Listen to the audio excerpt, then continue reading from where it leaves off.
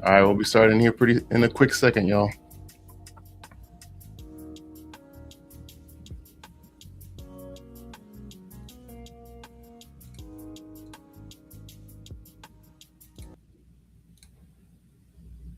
All right.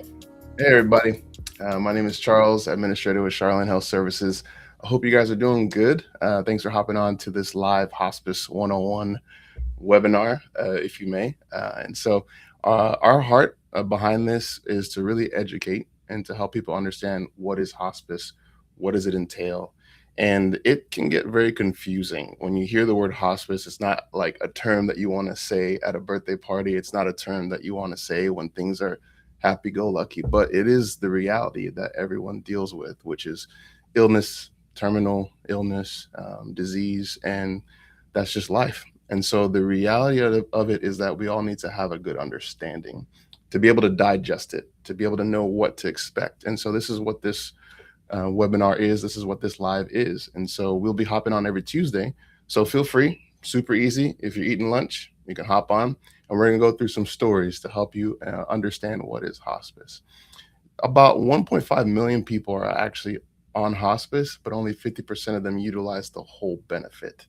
And so our heart is to help educate so that you're not utilizing it when it's too late and you don't get the full benefit of it. So I figured it's good that we start and talk about a story because we all have a story.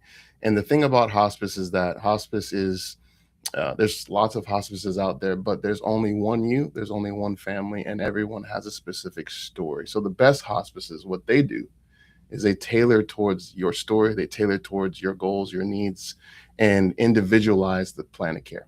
So we're going to talk about Miss Opal and Clyde. Love story of the ages. What we're doing is also highlighting stories that we've had over the years, flipping their names, flipping their for HIPAA purposes, right? And just helping you step into their shoes and to step into their story. So this is Clyde, Mr. Clyde, and Opal. She's a Cowboys fan. We'll talk about that. We're from Dallas. We're in the Dallas Metroplex. So if you're not a Cowboys fan, I understand. It's okay. You'll be okay. But for this story, you'll be okay. So let's talk about Clyde and Opal. They've been married for 72 years. They live in good old Plano, Texas. Clyde is a retired teacher, and Opal is a retired school nurse. They met in college a long time ago and sweethearts. So it's a love story for the ages. Um, Opal's an avid Cowboys fan. Clyde is not. He's a Redskins fan, which, if you guys know that rivalry, actually the Commanders, not the Redskins anymore. It's the Commanders. So if you know that rivalry, they've probably had some fights in their marriage over the last 72 years. So they've been married for 72 years. They have two daughters. Olivia has three kids, married, lives in Frisco, Texas. So if you're not from the area, Frisco and Plano, about 15-minute drive, depending on the highway. Samantha is in Dubai. She's working for a huge firm on AI, which is the big thing now. So, which is it's a big way. So she probably relies on Olivia to give updates on mom and dad.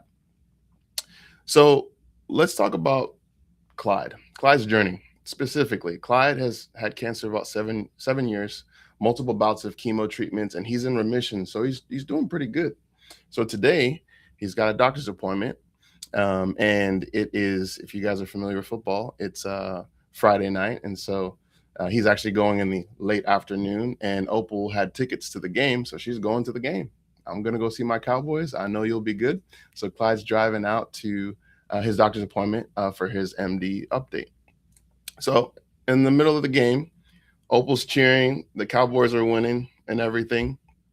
And Olivia actually gets a text message from dad saying, "Hey, I just met with the doc and not doing too good. Things aren't looking so good, and may have to do another round of chemo. And I'm actually like, I don't want to do it. I'm done. I think I've done everything I can." And now the thing about it is Olivia's taking her kids to a birthday party. So she's in the middle of getting all this, right? In the middle of the birthday party with her son's friend, and they're running around on a trampoline. And so she's getting this text and she's like, Like, well, what? Like, what do I do? Like, this is crazy. Like, and I'm trying to reach mom, and mom's not answering because mom's at the Cowboys game. And so, like, what do you do in those situations? Like, your dad just said, "Okay, I'm done. I don't want to go through any more treatments. I'm good. I've lived my life, and I feel okay." And you can't relay that to your mom, and so you're kind of stuck, right? And I think that this story is a story that happens hundreds and thousands, maybe close to millions of times in a given year. And it's the story of um, the highs of life and then the lows of life, which is when this happens. And so the biggest thing that we see with Clyde is what does Clyde want? What are his wishes? What is his will? What does he desire? He's lived a good life. He's tired. He's done everything he can, and he's fought the good fight with his chemo treatments. And I think this is where the next question is. A lot of times, is where do we start? Where do we go from here? Um, what is the next step for for Clyde? And that's really what the next step is. Is he's talked to the doctor, and the doctor said, okay, if you desire this, then I think it's probably time you consider hospice. And so this is where we end, and this is not where we end. This is where we stop. And now I'm going to walk you guys through as if I was going to talk to Clyde and their family about what is hospice and what does it entail for them specifically. So that's what a hospice 101 is. A lot of times throughout the nation, throughout the metroplex, whatever hospice it may be, a lot of times you can reach out to a hospice and get evaluation, get information, and just understand what is hospice. So let's say Olivia calls the office here and ask about, hey, I just got information from my dad, and now Opal is home and everyone's home and everyone has agreed, okay, let's start looking into hospice. So they go ahead and tell Olivia, you take the lead. She's also MPOA as well, so that's allows her to talk about her dad's needs. And so she calls the office and she's like, hey, what is, what do I do? Where do I start? And so specifically with hospice, I would walk her through, okay, what are your goals? So we kind of already heard the goals of Clyde, that he just wants to be at home. He's done his bouts with chemo. He's done his bouts with treatments and IV and infusions and everything. And he's good. He wants to be at home. And so that's where I would usually start is, okay, Olivia, what's dad's goals? What's your goals? Where do you guys live? Tell me about your family. And so we already know that about Clyde now. The next step is educating them on what hospice is. So Clyde specifically is of Medicare age. So hospice is a benefit. It's a benefit that is through insurance. There are insurance plans that are not Medicare that do have a benefit of hospice. And then there's, of course, Medicare, which is the most familiar for families. And Medicare has a benefit, and that is through Part A. And so I would walk her through the benefit of hospice. He would qualify specifically because of his terminal diagnosis of cancer. And so qualifications look different for different people and for different situations based on their diagnosis. But today we're just going to talk about his specific diagnosis and help you understand what that is and how does he meet that criteria. So because he is terminal and because he is now said he does not want to continue chemo, he does not want to continue aggressive treatment, he now qualifies. And so what happens next is that we would walk them through the next steps of getting an order from his oncologist or PCP or whichever doctor he wants to. That doctor would then send an order to the hospice.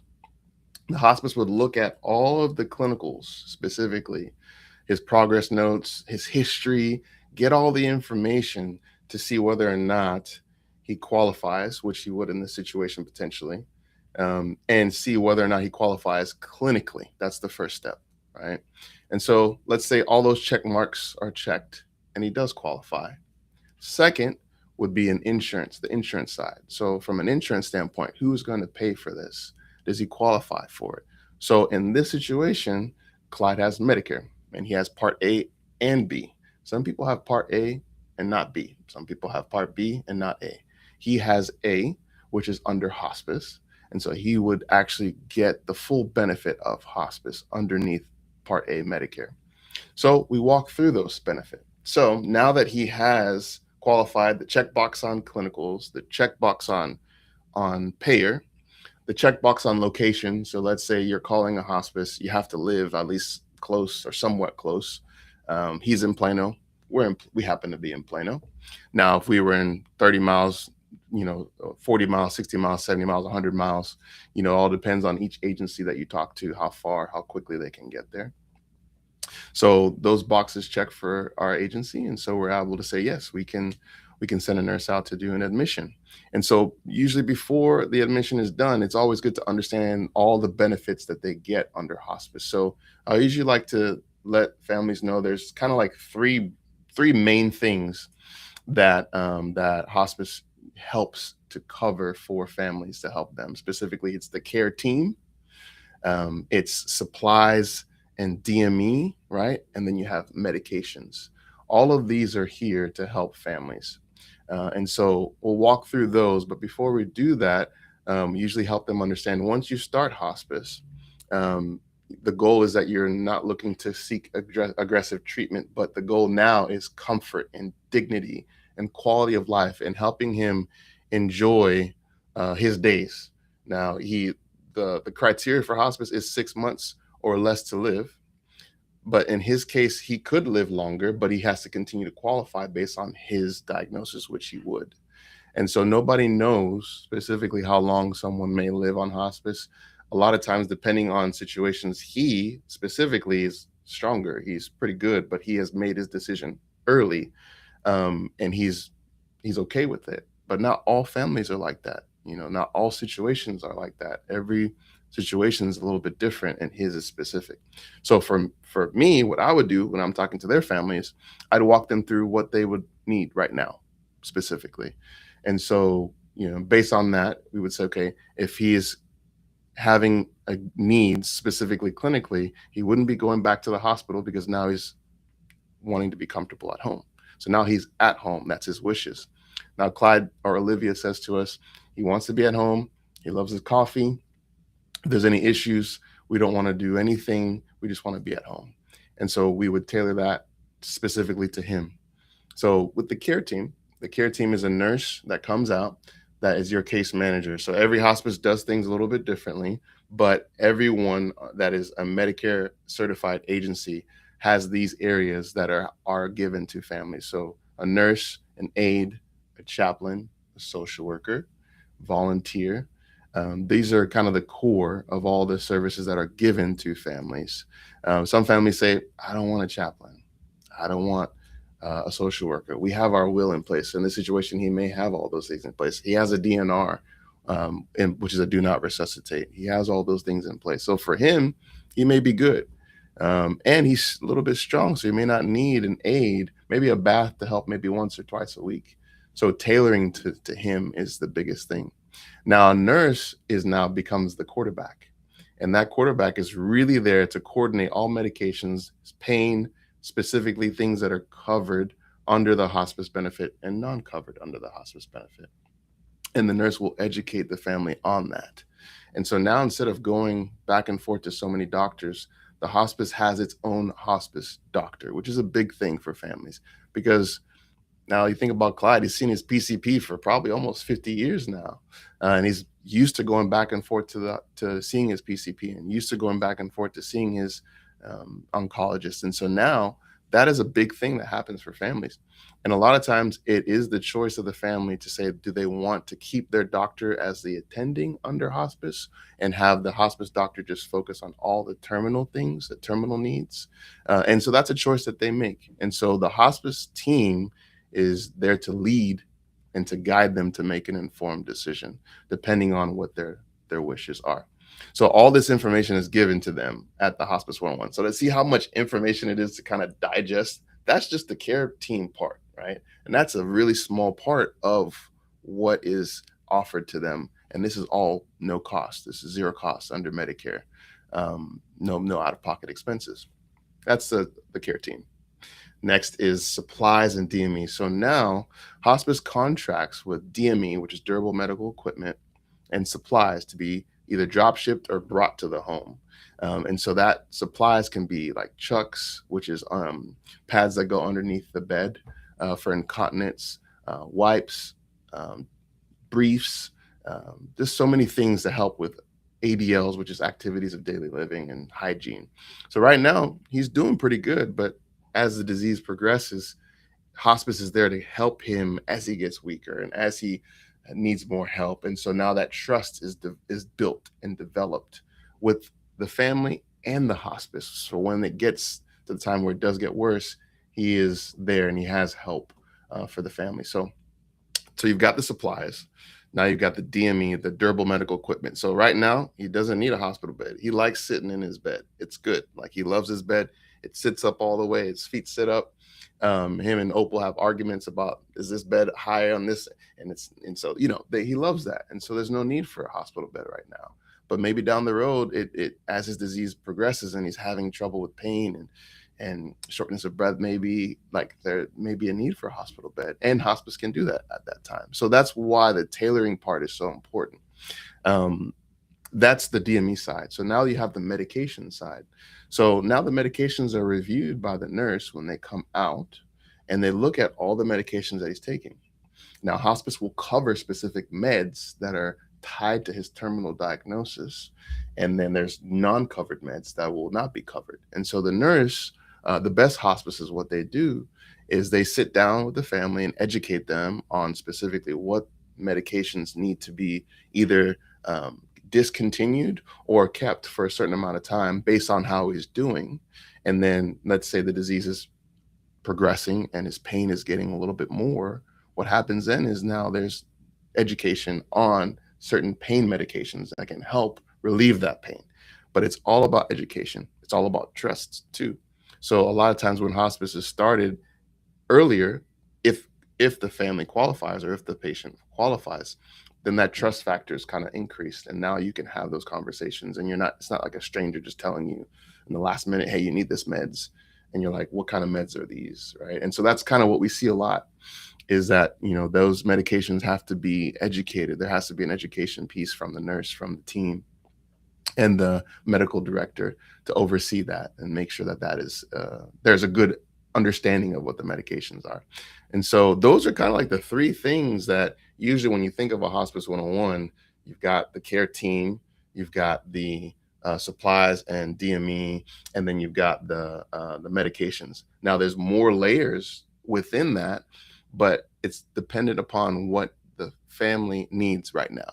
So we'll do every Tuesday, we'll be hopping on these with different scenarios so you could see the different levels and different stages of care, because there's also a higher level of hospice specifically, which is continuous care or GIP or respite, right? These are all levels. But for him, for right now, this is what he needs.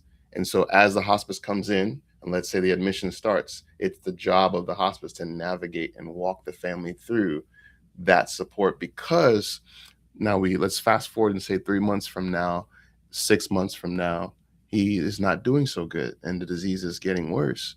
You need that team to walk the family through, because the hospice is expert. They are experts in end of life care.